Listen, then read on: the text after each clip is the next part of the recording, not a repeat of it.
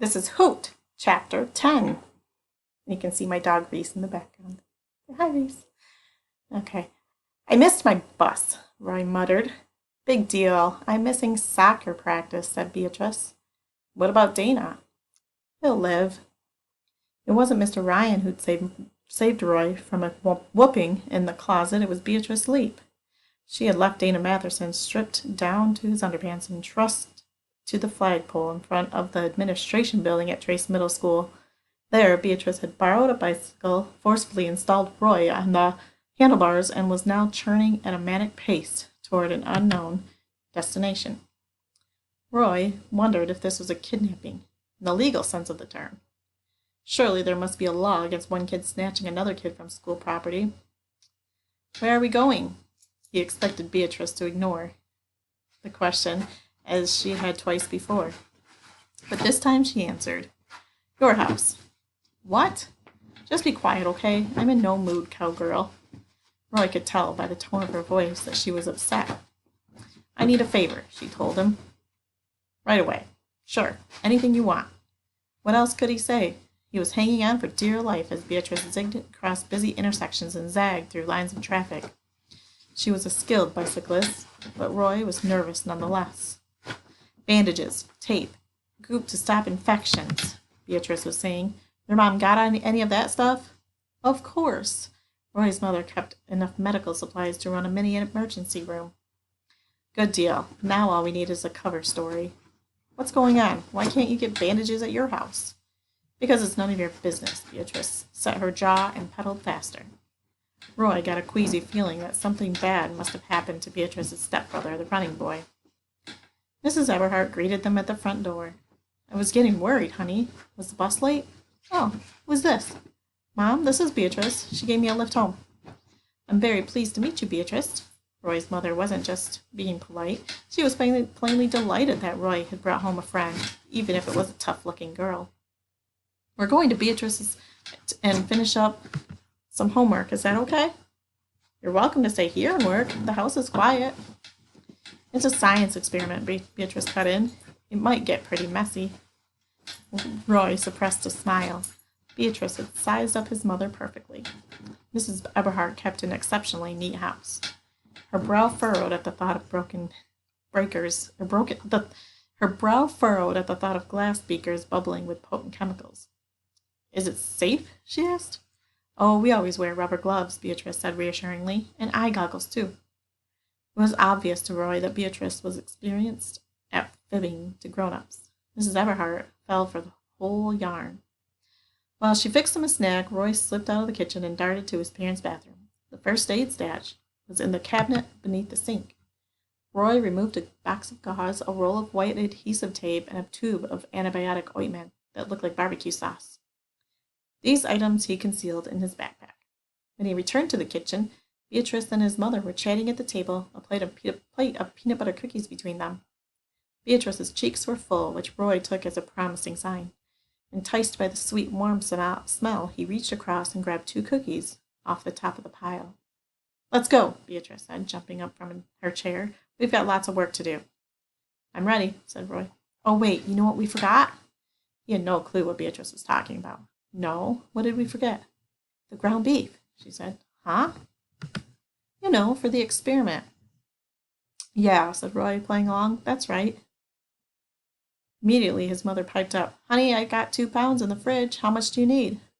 Roy looked at Beatrice, who smiled innocently. 2 pounds would be plenty, Mrs. Eberhardt. Thanks. Roy's mother bustled to the refrigerator and retrieved the package of meat. What kind of science experiment is this anyway? She asked. Before Roy could answer, Beatrice said, Cell decay. Mrs. Eberhardt's nose crinkled, as if she could already smell something rotting. You two better run along, she said, while that hamburger is still fresh. Beatrice Leap lived with her father, a former professional basketball player with gimpy knees, a beer gut, and not much enthusiasm for steady work. Leon Lurch Leap had been a high-scoring point guard for the Cleveland Cavaliers and later for the Miami Heat. But 12 years after retiring from the NBA, he still hadn't decided what to do with the rest of his life. Beatrice's mother was not an impatient woman, but she had eventually divorced Leon to pursue her own career as a cockatoo trainer at Parrot Jungle, a tourist attraction in Miami. Beatrice had chosen to remain with her father, partly because she doubted that Leon Leap could survive on his own. He had basically turned into a lump. Yet less than 2 years after Mrs. Leap left him, Leon surprised everyone by getting engaged to a woman he met at a celebrity pro-am golf tournament.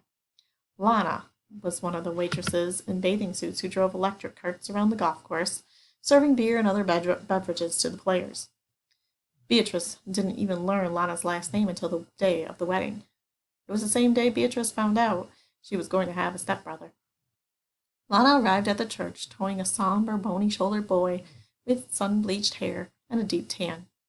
He looked miserable in a coat and necktie, and he didn't hang around for the reception. No sooner had Leon placed the wedding ring on Lana's finger than the boy kicked off his shiny black shoes and ran away. This was to become a recurring scene in the Leap family chronicles. Lana didn't get along with her son and nagged at him constantly. To Beatrice, it appeared as if Lana was afraid that the boy's quirky behavior might annoy her new husband, though Leon Leap seemed not to notice. Occasionally, he'd make a half-hearted attempt to bond with the kid, but the two had little in common.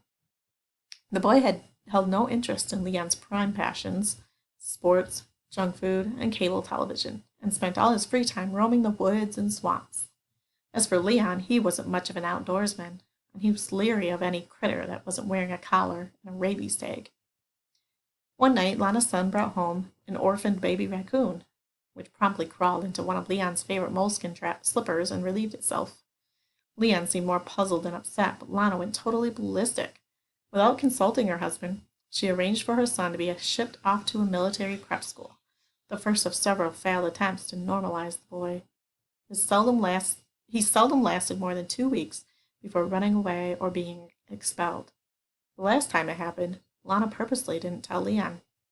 Instead, she continued to pretend that her son was doing fine, that his grades were good, and his conduct was improving. The truth was, Lana didn't know where the boy had gone and didn't intend to go looking for him. She was fed up with the little monster, or so Beatrice overheard her say on the telephone. As for Leon Leap, he displayed no curiosity beyond what his wife had told him about her wayward offspring. Leon didn't even notice when the tuition bills from the military school stopped coming. Long before his mother sent him away for the last time, the boy and his stepsister had forged a quiet alliance. After Lana's son made his way back to Coconut Cove, the first and only person he contacted was Beatrice. She agreed to keep his whereabouts a secret, knowing that Lana would call the juvenile authorities if she ever found out. That concern was what had prompted Beatrice Leap to confront Roy Eberhardt after she saw him chasing her stepbrother that first day. She did what any big sister would have done. On the bicycle ride, Beatrice shared enough bits and pieces of her family story with Roy that he understood the difficult situation. And after seeing her stepbrother's wounds, he knew why Beatrice had run for help after she'd found him moaning inside the old JoJo's ice cream shack. It was the first time Roy had been permitted to see the running boy up close and face to face. The kid was stretched out, a crumpled cardboard box serving as a pillow. His straw blonde hair was matted from perspiration, and his forehead felt hot to the touch. In the boy's eyes was a restless, darting animal flicker that Roy had seen before. "Does it hurt bad?" Roy asked. "Nope." "Liar," Beatrice said. The boy's left arm was purple and swollen. At first, Roy thought it was from a snake bite and worriedly glanced around. Fortunately, the bag of cottonmouths was nowhere in sight. "I stopped by on the way to the bus stop this morning and found him like this," Beatrice explained to Roy, then to her stepbrother. "Go on. Tell Cowgirl what happened." "Dog got me." The boy turned his arm over and pointed to several angry red holes in the skin. The bites were nasty, but Roy had seen worse. One time his father had taken him to a state fair, where a rodeo clown got chomped by a panicky horse. The clown was bleeding so badly that he rushed to the hospital in a helicopter. Roy unzipped his backpack and removed the medical supplies. He knew a little about treating puncture wounds from a first aid course he'd taken at a summer camp in Bozeman. Beatrice had already cleansed her stepbrother's arm with soda water, so Roy lathered antibiotic ointment on a panel of gauze and taped it firmly around the boy's arm. "You need a tetanus shot," Roy said. Mulletfinger shook his head. "I'll be okay." Is the dog still running around here? The boy turned inquiringly to Beatrice, who said, Go ahead and tell him. You sure? Yeah, he's all right. She shot an appraising glance at Roy. Besides, he owes me. He almost got squashed in a closet today. Isn't that right, cowgirl? Roy's cheeks flushed. Never mind that. What about this dog? Actually, there was 4 of them, Mulletfinger said, behind a chain fence. So, how'd you get bit? Roy asked. Arm got stuck. Doing what? It's no big deal, said the boy. Beatrice, did you get some hamburger? Yeah, Roy's mom gave it to us. The kid sat up. Then we better roll. Roy said, No, you need to rest. Later. Come on, they'll be getting hungry soon. Roy looked at Beatrice Sleep, who offered no explanation. They followed Mulletfingers down the steps of the ice cream truck and out of the junkyard. Meet you there, he said, and broke into a full run. Roy couldn't imagine the strength it must have taken considering his painful injury. As Mulletfingers scampered off, Roy noticed with some satisfaction that he was wearing shoes, the same sneakers Roy had brought for him a few days earlier. Beatrice mounted the bicycle and pointed at the handlebars. Hop aboard! No way, Roy said. Don't be a wuss. Hey, I don't want any part of this, not if he's going to hurt those dogs. What are you talking about? That's why you wanted the meat, right? Roy thought he'd figured it out. He thought the kid meant to take revenge on the dogs by spiking the hamburger with something harmful, maybe even poisonous. Beatrice laughed and rolled her eyes. He's not that kind of crazy. Now let's go. 15 minutes later, Roy found himself on East Oriole Avenue at the same trailer where the foreman had hollered at him a few days before. It was nearly 5 o'clock, and the construction site looked deserted. Roy noticed that a chain-link fence had been erected to enclose the lot. He recalled that the cranky foreman had threatened to unleash vicious guard dogs, and he assumed they were the ones that bit Mulletfingers. Jumping off the bike, Roy said to Beatrice, Does this have anything to do with that cop car that got spray-painted? Beatrice said nothing. Or the gators and the portable potties, Roy asked. He knew the answer, but Beatrice's expression said it all. Mind your own business. Despite the fever and the raging infection, her stepbrother had beaten them to the pancake house construction site. Let me have that, he said, snatching the package of meat from Roy's hands. Roy grabbed it back. Not till you tell me what for. The kid looked to Beatrice for assistance, but she shook her head. Get it over with, she told him. Come on, we haven't got all day. His injured arm hanging limply, Mulletfingers clambered up one side of the fence and down the other. Beatrice followed, effortlessly swinging her long legs over the top. What are you waiting for? She barked at Roy, still standing on the other side. What about those dogs? The dogs, the Mulletfingers, are long gone. More confused than ever, Roy scaled the fence. He followed Beatrice and her stepbrother to a parked bulldozer. They huddled in the shaded cup of the blade, safely out of sight from the road. Roy sat in the middle position with Beatrice on his left side and Mulletfingers on his right. Roy held the package of meat on his lap, covering it with both arms, like a fullback protecting a football. Did you paint that cop car? He bluntly asked the boy. No comment. And hide those alligators in the toilets? Mulletfingers stared straight ahead, his eyes narrowing. I don't get it, Roy said. Why would you try crazy stuff like that? Who cares if they build a stupid pancake house here?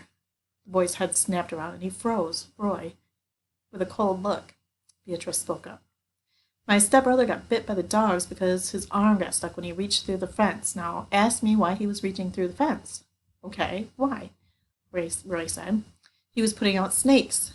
The same snakes from the golf course? The cottonmouths? Roy exclaimed. But why? You trying to kill somebody? Mulletfinger smiled knowingly. They couldn't hurt a flea, them snakes. I taped their mouths shut. I'm so sure, Roy said.